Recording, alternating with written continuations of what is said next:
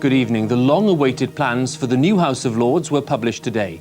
The Royal Commission, which failed to agree on all the details, wants some 550 members in the upper chamber. Some of them would, for the first time, be elected, but the majority would be appointed by an independent body. The government says it wants time to consider the report, but the Commission chairman, Lord Wakeham, has warned ministers not to delay. More details now from our correspondent, John Pienaar. The traditional face of the House of Lords, but now there's a plan to change it for good. The last hereditary peers would go.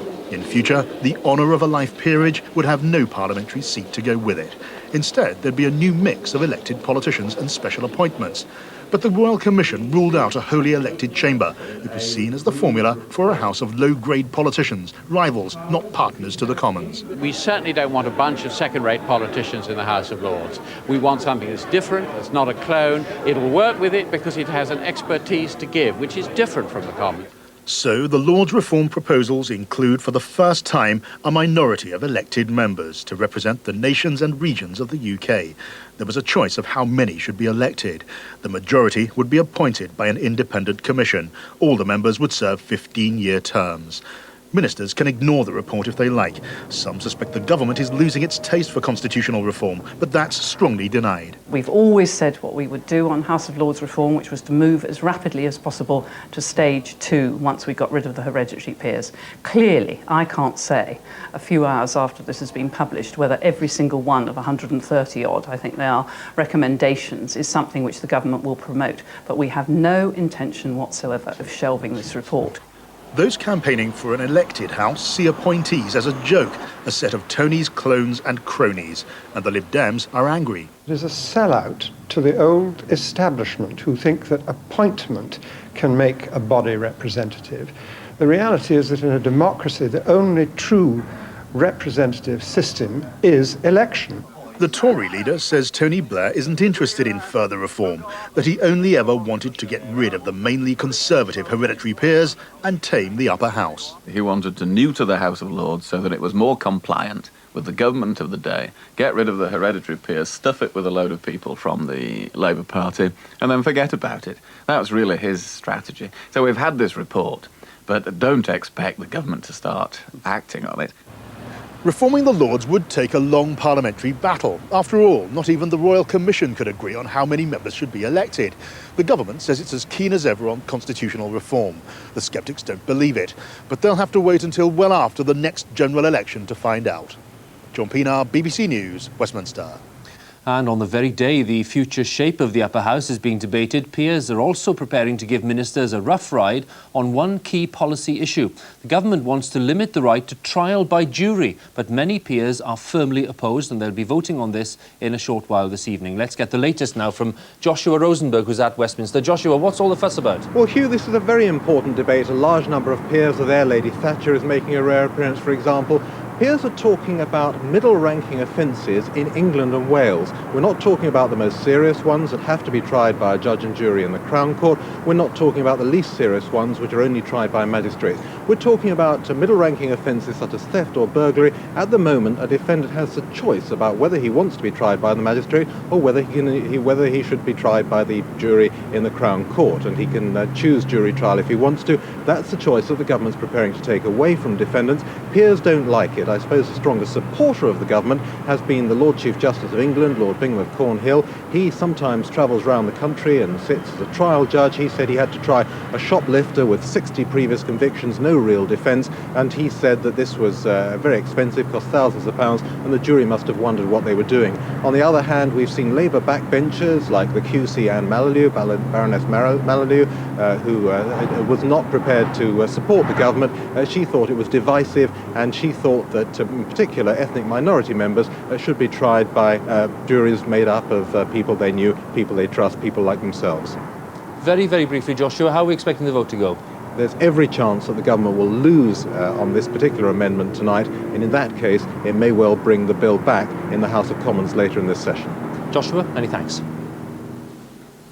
The French President Jacques Chirac has been to see the appalling damage caused by the oil pollution on the Atlantic coast. It was caused by the tanker Erika just before Christmas. The slick covers 250 miles of the Brittany coastline. Our correspondent John Sopel reports now from Le Croisic, one of the worst affected communities. The President came to look, to listen and to thank the hundreds of volunteers who are clearing the oil from the beaches. But his disgust at what he saw required no words. It is filthy, demoralising, painstaking work. I mean, there's nothing to say, just look at that. And what can we say? What more can we say? We've got years of that. Years. Thousands and thousands of birds have been killed. There are lots of fish as well, and starfish, and all is just destroyed. President Chirac went on to visit a bird sanctuary dealing with the thousands of oiled seabirds. Help has been coming in from all over Europe. It's a tragic disaster for wildlife. Already 37,000 birds have been brought in alive for care and rehabilitation. Many more thousands, of course, have been picked up dead. If those are the ecological consequences, this is the economic price. All shellfish have been removed from sale, and so tomorrow these fishermen are being laid off. This is the serene image that tourism chiefs want to show to the world, man in harmony with nature. But for the moment, this is the reality. Hardly an idyllic holiday location, and hoteliers are worried.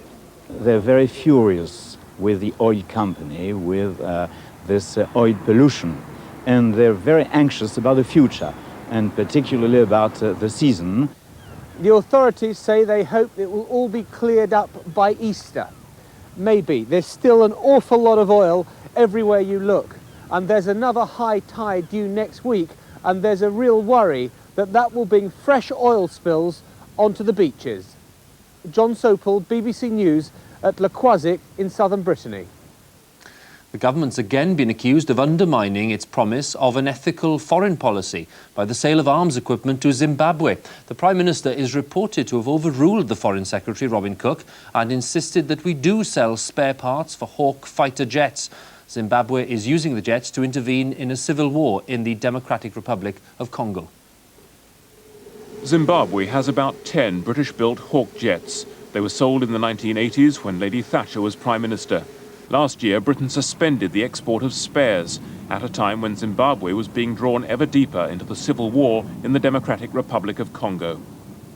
The Foreign Secretary visiting Egypt today says there's firm control over any license for arms exports, but spare parts can only be withheld in exceptional circumstances. The resumption of sales to Zimbabwe apparently has the go-ahead. There are some existing contracts to supply spare parts to previous sales. Those contracts are binding on us, and as previously, we do not intend to review those contracts or to close them. Soon after the last election, Robin Cook promised a foreign policy with an ethical dimension, but it was always going to be a difficult juggling act. And now, with the case of Zimbabwe to the fore, opposition parties are outraged. Zimbabwe is a bad case. It's an internal human rights abuser. It's involved in an external war of aggression. It's broke with a mismanaged economy. The IMF has suspended its loans to it because of its involvement in the war. The government is corrupt. If there was any country which an ethical foreign policy would stop selling arms to, it's got to be Zimbabwe. Everyone knows that this is about the arms trade and it's about our GDP and British jobs. We understand that. But they made very clear at the outset of this government that they would have a foreign policy with an ethical dimension, and they would not sell arms to countries who would use them for fighting wars or internal oppression. Zimbabwe's involvement in the war in Congo has been highly controversial, and the reports that Robin Cook was overruled by Tony Blair over the supply of aircraft spare parts has demonstrated yet again the practical problems of implementing a truly ethical foreign policy. Peter Biles, BBC News. The number of dead is mounting in the war in Chechnya. Both the Russians and Chechen fighters have today reported heavy losses. A senior Russian general is now reported missing, assumed dead, in Chechnya's capital Grozny. Many civilians are also believed to have died in the fierce bombardment of the city. The Indonesian island of Lombok suffered more violence overnight. Police are patrolling the streets, threatening to shoot troublemakers on sight. Nearly all Britons have now left the island, many crossing to neighbouring Bali. Lombok's Christians, the targets of all the violence, are also fleeing. It's a long wait for a ticket to safety.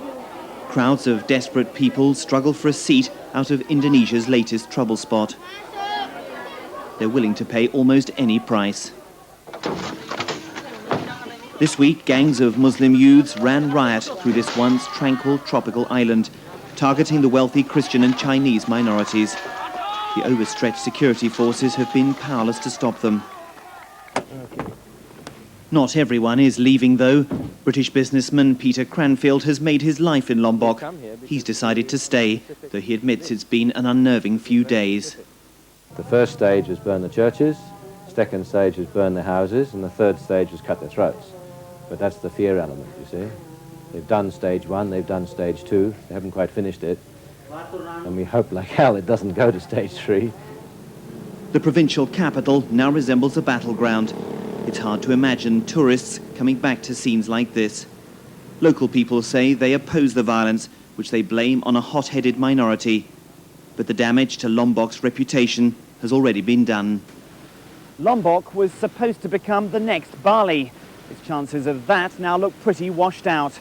Indonesia's contagious religious and ethnic unrest has frightened away the tourists who used to throng these beachside resorts, driving yet another nail into the coffin of this country's battered economy. Jonathan Head, BBC News, Lombok, Indonesia. A woman who was told she could not wear trousers to work has won her claim for sexual discrimination. Judy Owen, a former manager at the Professional Golfers Association, resigned her post after being told to change into a skirt or a dress. Judy Owen celebrated victory today in just the sort of trouser suit that her previous employers didn't like. She'd gone to work for the Professional Golfers Association at their headquarters at the Belfry course near Birmingham. On her third day, she was sent home and told that her outfit wasn't appropriate, that she should wear a skirt from now on. Within 3 weeks, she felt so bullied and pressurised, she resigned. It did knock my self-esteem. For a while, when you're in that sort of environment, it takes you a long while to stand back and actually realise what's really going on.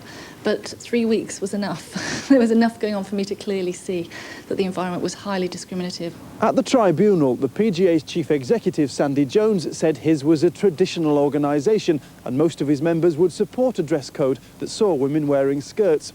Today, Mr Jones issued a statement saying as employers the PGA were disappointed, but they weren't surprised, as he put it, given the environment we all live in. The PGA said this evening it will now review the judgment, but has no immediate plans to change its dress code, skirts for women and trousers for men. And it's very sad. You know, we're in the 21st century, and you'd think that an organisation that is suggesting that they want to move forward would actually be listening to people. Compensation will be announced at a later date, but Judy Owen's legal team say lost earnings means she'll be financially no better off having fought for the right to wear trousers. Richard Bilton, BBC News, Birmingham.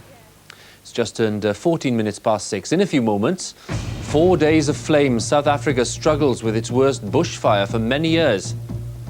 Back where they belong, how the stolen constable paintings returned to the V&A. And in 15 minutes, all Scotland's top stories, sport, a full weather forecast, and why plans for Scotland's continental ferry service might not be plain sailing. And lots of lolly from Dolly, how cloning technology could make millions.